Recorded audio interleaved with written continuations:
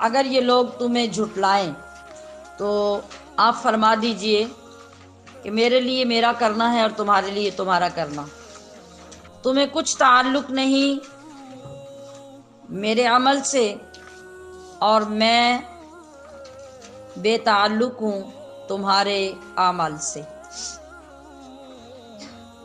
ایسا کیوں فرمایا کہ اگر یہ لوگ اصلاح کی طرف نہ آئیں اور جھٹلانے پہ قائم رہیں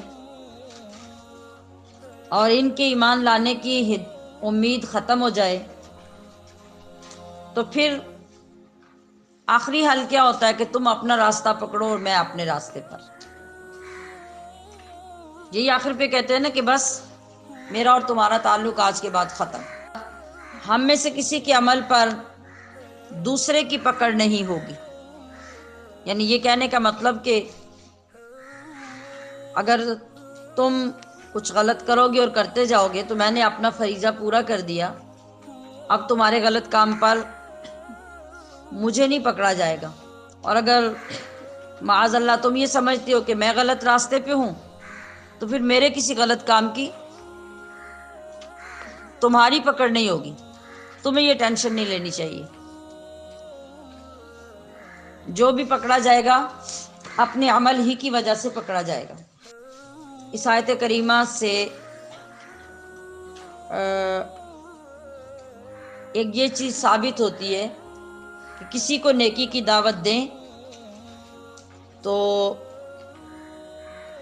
مخلص ہو کر دعوت دینے کے بعد پھر اپنے آپ کو بری الذمہ سمجھیں۔ کیا سمجھ آئی؟ نبی علیہ الصلوۃ والسلام کو اللہ پاک نے بار بار جو چیز فرمائی وہ یہی کہ وما علیک الا البلاغ۔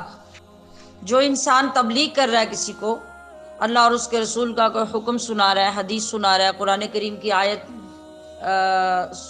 بتا کے سنا کے انسان کو کسی برے کام سے منع کر رہا ہے،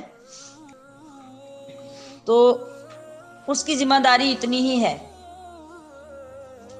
مطلب یہ کہ جب بھی اس کو موقع ملے مخاطب کو برے کام سے روکے، جب بھی وہ غلط کام کرتا دکھے اس کو یاد دلائے کہ وہ غلط کر رہا ہے، وہ حرام کر رہا ہے، وہ گناہ کر رہا ہے۔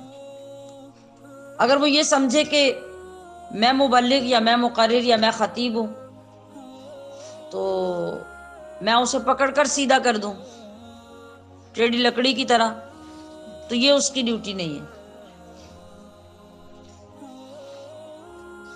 وہ جتنا بھی بگڑا ہوا ہے، آپ کا کام اتنا ہے کہ آپ اللہ کا پیغام اس تک پہنچاتے رہیں۔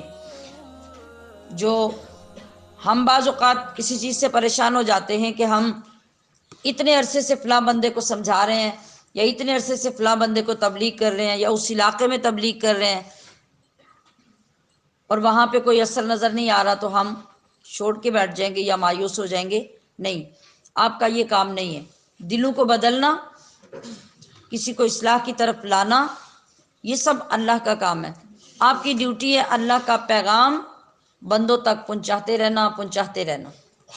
اور جہاں یہ سچویشن بن جائے جس کا ذکر ہوا تو وہاں سے پھر علیحدگی اختیار کر لینا۔ اس کا یہ مطلب نہیں ہے، یہ پیچھے بھی بات گزر چکی ہے کہ اس کا یہ مطلب نہیں کہ ایک دن تو آپ برائی سے منع کریں اور دوسرے دن بروں کے ساتھ خود بیٹھ جائیں۔ آپ کی ذمہ داری اپنے اوپر رہے گی کہ آپ اچھائی کی دعوت دیتے رہیں، برائی سے خود علیحدہ رہیں۔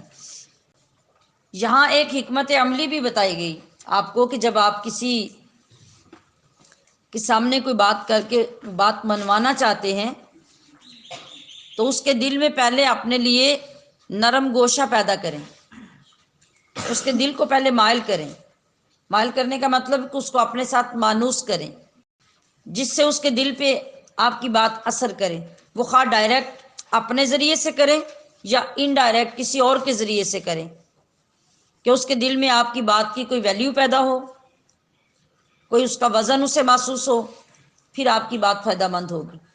ایک بندہ جو مسلسل آپ کے ساتھ عداوت رکھتا ہے، بغض رکھتا ہے، دشمنی رکھتا ہے، اور آپ کہیں کہ ڈائریکٹ میری تبلیغ اس پہ عمل کرنے لگ جائے گی، ایسا کبھی نہیں ہوتا۔